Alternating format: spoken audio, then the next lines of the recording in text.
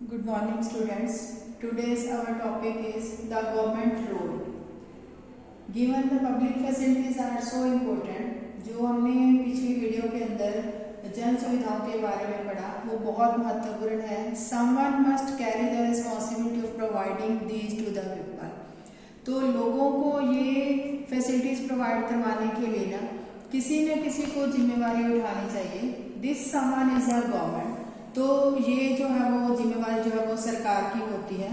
One of the most important functions of the government is to ensure that these public facilities are made available to everyone. तो सरकार का एक महत्वपूर्ण काम होता है कि ये जन सुविधाएं जो है वो सभी को अवेल होनी चाहिए. Let us try and understand why the government and only the government must bear this responsibility. तो ये समझने की कोशिश करते हैं कि जो सरकार है उसको ये जिम्मेदारी क्यों उठानी चाहिए. We have seen that private companies operate for profit in the market. हमने देखा है कि जो प्राइवेट कंपनी है वो सिर्फ अपने फायदे के लिए ही, प्रॉफिट के लिए ही मार्केट में आती है. You read about this in the chapter on the story of shirt in your class 7th book. आपने 7th की बुक के अंदर जो एक शर्ट की कहानी के जो पढ़ा है. In most of the public facilities there is no profit to be had. कई जो है वो जन सुविधाएं हैं उसके अंदर जो है वो कोई प्रॉफिट नहीं होता. For example what profit can assure to the company for keeping the drains clean. जैसे जो है वो ड्रेनेज सिस्टम का करना हो, नालियों को सफाई का जो है अरेंज, और running an anti malaria campaign, और मलेरिया के विरुद्ध जो है वो कैंपेन चलाने के लिए इसके अंदर जो है वो कोई प्रॉफिट नहीं लिया जाता, नहीं होता है. A private company will probably not be interested in undertaking such work. तो प्राइवेट कंपनियां जो है ऐसे काम करने के लिए वो इंटरेस्टेड नहीं होती. But for other public facilities such as schools and hospital, दूसरी फैसिलिटीज जैसे स्कूल और हॉस्पिटल है, private companies may well be interested. तो प्राइवेट कंपनी जो है इसके अंदर जो है वो ज्यादा इच्छुक होती हैं. We have many of these particularly large cities. हमने ऐसी सुविधाएं जो है वो ज्यादातर बड़े सिटीज के अंदर देखी. Similarly if you are living in a city, अगर आप किसी शहर में रह रहे हैं, you will have seen private companies supplying water through tankers. तो आप जो देखते हो कि प्राइवेट कंपनी जो है वो वाटर की जो सुविधा है टैंकर के द्वारा, और supplying drinking water in sealed bottle, या जो है वो सील बंद बोतल जो होती है पानी की उसके द्वारा जो है वो ये प्राइवेट कंपनी जो है वो पानी प्रोवाइड करवाती है. In such cases private companies provide public facilities but at a price. तो ऐसे केसेस के अंदर प्राइवेट कंपनी जो है वो ऐसी फैसिलिटी जो है वो उसके लिए जो है वो पैसों से फैसिलिटी प्रोवाइड करवाती हैं जिससे उनको प्रॉफिट होता है. And that some people can afford, जिसके कारण जो है वो कुछ लोग ही उसको अफोर्ड कर पाते हैं. Hence this facility is not available to all at an affordable rate.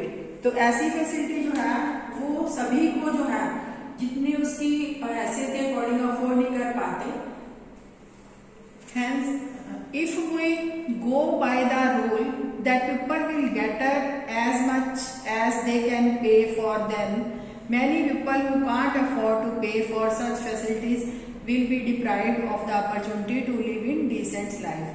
तो जैसे जो लोग हैं जिनके पास जो है वो ऐसी सुविधा नहीं होती, जो नहीं अफोर्ड करते, वो ऐसी सुविधाओं से वंचित रह जाते हैं और उनको एक अच्छा जीवन, डिसेंट लाइफ जीवन जीने की जो है अपॉर्चुनिटी से भी वो जो है वो वंचित हो जाते हैं.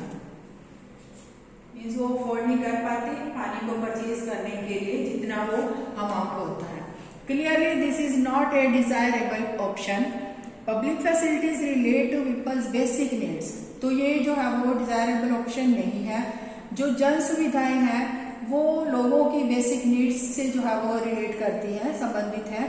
Any modern society requires that these facilities are provided.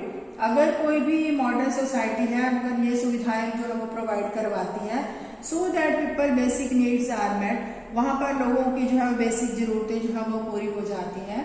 The right to life that the constitution guarantees is for all person.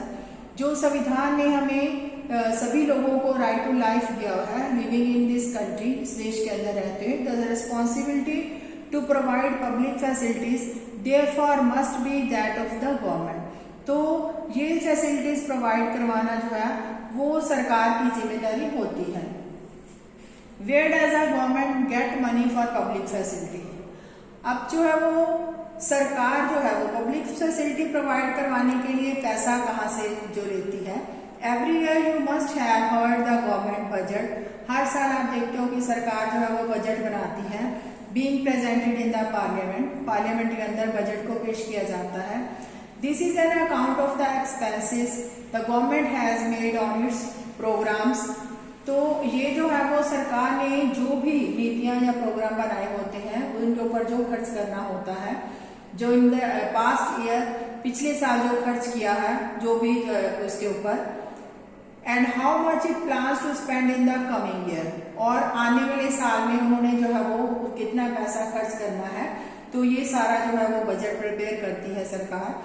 In the budget the government also announces the various ways. इस budget के अंदर सरकार जो है इसकी बहुत से अलग अलग तरीकों की जो अनाउंसमेंट करती है। In which it plans to meet these expenses. तो ये योजनाओं की भी अनाउंस करती है जिसके द्वारा जो है वो ये खर्चे जो है वो पूरे किए जा सके, मीन्स पब्लिक फैसिलिटी के ऊपर जो खर्चा होता है उसको पूरा किया जा सके। The main source of revenue, जो रेवेन्यू का मेन साधन जो है सरकार के पास for the government is the taxes. Tax के द्वारा जो सरकार को पैसा इकट्ठा होता है, इनकम होती है, कलेक्टेड फ्रॉम द पीपल, लोगों से टैक्स इकट्ठे किए जाते हैं। And the government is empowered to collect these taxes. तो ये जिम्मेवारी जो है वो गवर्नमेंट की होती है टैक्स कलेक्ट करना, and use them for such programme, और उसी पैसे को वो इन सुविधाओं के लिए वो खर्च करती है।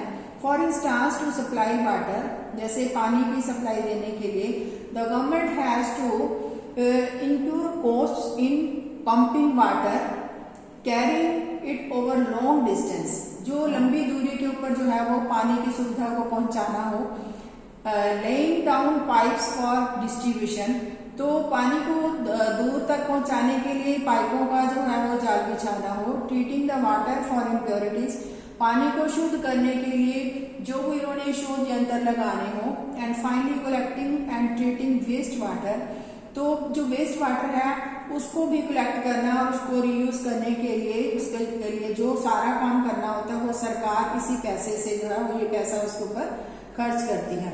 इम्प्योरिटीज,